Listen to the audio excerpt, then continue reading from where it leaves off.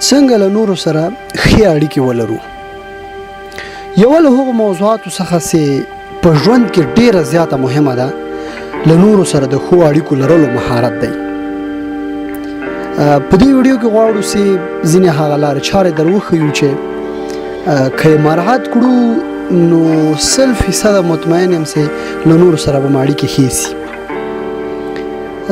لومړی هڅه وکړئ نور لکه څنګه چې دی د یو انسان په توګه چې د تفکر ځواک لرونکي دي داسې باید ومنل شي او له هغوی سره په اړیکو کې باید نسبي فکر وشي ځکه چې هر انسان ښېګڼې او بدګڼې لري. که چیرې موږ انسانان یوازې د یو بل په بدګڼو وګورو یا په بدګڼو باندې تمرکز وکړو نه هېڅ ټولنه به رامنځته نه شي. دویم خپل ژوند په بشپړه توګه د نورو لپاره مه ځانګړي کوئ او ژوند مو له نورو سره تنظیم کړئ.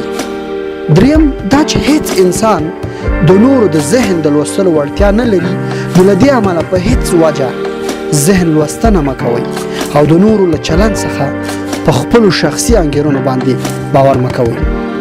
څلورم تل له ځان سره ووایئ چې اروايي حالات او ذهن مې له هغه څخه ډیر لوړ دی چې د نورو د چال چلند په خاطر خپل ځان وژنم او وریټم.